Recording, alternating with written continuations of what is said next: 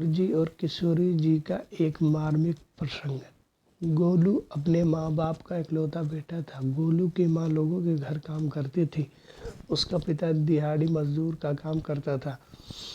गोलू के माता पिता गोलू को बहुत प्यार करते थे। वह कम ही कमाते पर गोलू की हर इच्छा को पूरी करते थे। सबसे पहले जो भी चीज़ आती गोलू का उस पर सबसे पहले अधिकार होता। एक दिन गोलू की माँ जिस घर में बहुत सालों से काम करती थी उस घर की मालकिन अब बहुत बूढ़ी हो चुकी थी। उसका बेटा बहू विदेश में रहते थे। गोलू की माँ उसके घर का सारा काम करती थी। उसकी मालकिन के घर युगल सरकार की सेवा थी। अधिक बूढ़ी होने के कारण अब उसकी मालकिन युगल सरकार की सेवा नहीं कर पाती थी। तो एक दिन उसने गोलू की माँ को पूछा कि क्या तुम मेरे इस युगल सरकार की सेवा स्वीकार करोगी। गोलू की माँ जो कि काफ़ी सालों से उसके घर काम रही थी, वह मालकिन को युगल सरकार की सेवा करते हुए देखती थी तो उसकी भी पूरी श्रद्धा युगल सरकार के प्रति थी। उसने जल्दी जल्दी से बोली, हाँ माँ जी, क्यों नहीं, यह तो मेरा सौभाग्य होगा जो ठाकुर जी और किशोर जी की सेवा मुझे प्राप्त होगी। मैं तो धन्य उठूँगी। मालकिन ने कहा कि सोच लो, इनकी सेवा बहुत कठिन है। इनकी भोग लगाना, स्नान कराना, नए नए वस्त्र पहनाना, क्या तुम कर लोगे। उसने कहा, हाँ हाँ माँ जी, क्यों नहीं, मुझे स्वीकार है।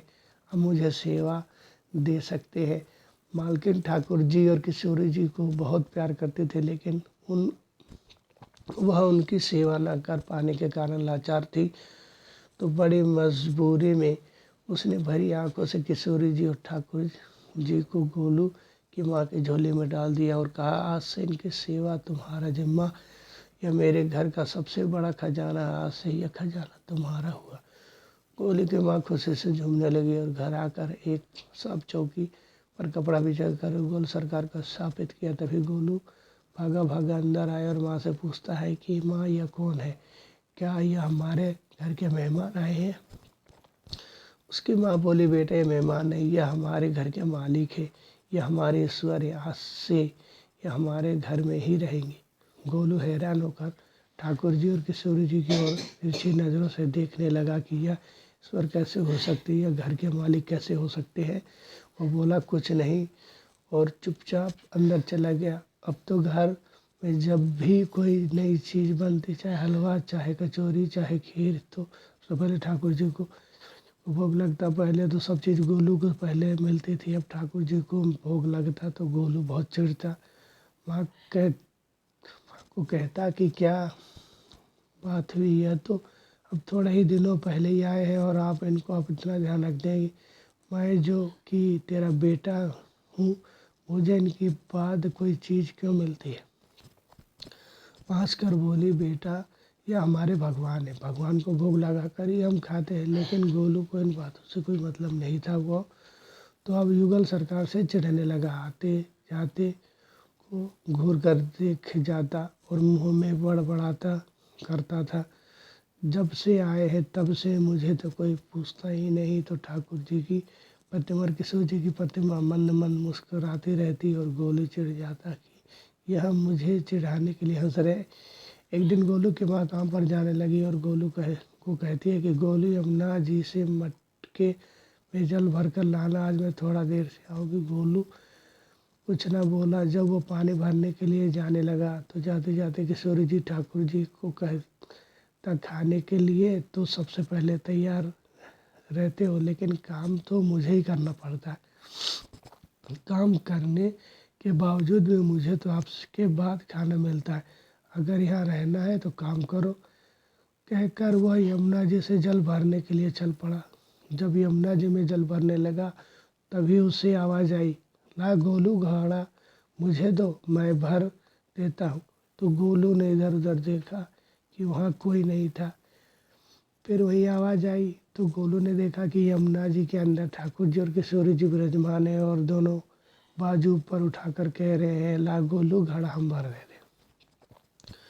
गोलू उन दोनों को देखकर एकदम हैरान हो गया तो बोला, नहीं नहीं, मैं अपने आप भर लूँगा। लेकिन ठाकुर जी ने उसके हाथ से घड़ा ले लिया और भरकर उसके पीछे पीछे घर ले आए।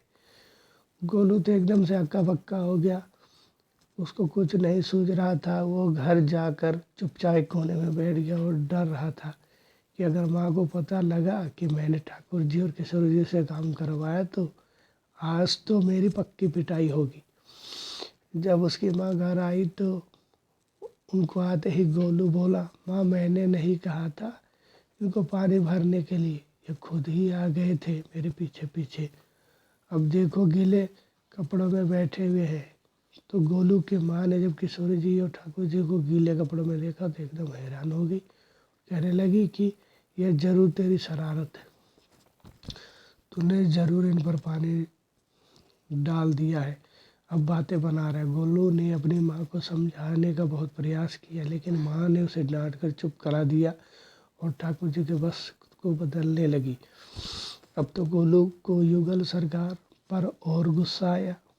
इनके कारण मुझे डांट पड़ी है, मैंने तो इनको नहीं बोला था काम करने के लिए।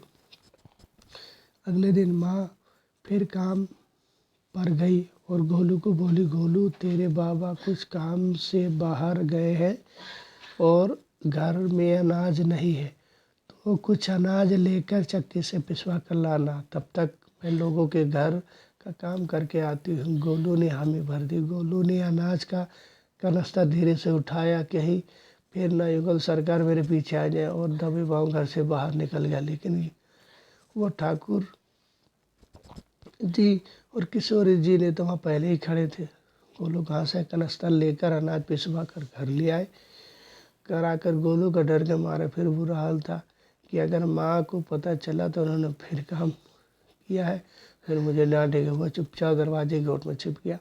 जब माँ आई तो उसने ठाकुर जी और किशोरी जी के वस्त्र के ऊपर सूखा आटा पड़ा देखा हुआ गोलू को कह कर चिल्लाने लगी कि तुझे पता नहीं हमारे भगवान हैं और तू भगवान के साथ शरारत करता, आज तूने फिर उनके ऊपर आटा फेंका है। तो गोलू शपथ लेकर कहने लगा, नहीं माँ, यह मैंने यहाँ से गेहूँ का नाश्ता लेकर खुद पिसवा कर आया है। तो गोलू की माँ आज बहुत गुस्साई हुई और बोली, तू जानबूझकर किशोरी जी और ठाकुर जी पर इल्ज़ाम लगा रहे हो, वो तो हमारे भगवान है, आज तुझे खाना नहीं मिलेगा, आज तुम्हारी यही सजा है। गोलू मन ही मन ठाकुर जी और किशोरी जी पर गुस्सा करता हुआ अंदर कमरे में जाकर चुपचाप बैठ गया। जब उसकी माँ को थोड़ा गुस्सा शांत हुआ तो उसने आकर गोलू को बड़े प्यार से समझाया कि ऐसे हमें अपने भगवान को नहीं सताना चाहिए।